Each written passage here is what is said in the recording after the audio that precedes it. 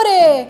Jambore Nasional Anak Sekolah Minggu HKBP kembali hadir di perkampungan Seminarium HKBP Sipolan pada tanggal 25 hingga 29 Juni 2024. 1000 anak sekolah minggu, 100 guru sekolah minggu, 100 sahabat anak dari 32 distrik akan berkumpul untuk mengikuti Jambore ini.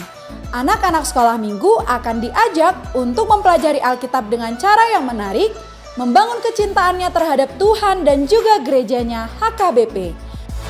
Belajar mengenal budaya, mengenal teman-teman dari berbagai daerah, dan tentunya belajar menjadi anak yang mandiri. Guru sekolah minggu juga akan dibekali dengan metode pengajaran yang kreatif dan juga menarik. Persiapkan dirimu ya! Info lebih lanjut klik website di bawah ini dan hubungi kontak person yang tertera.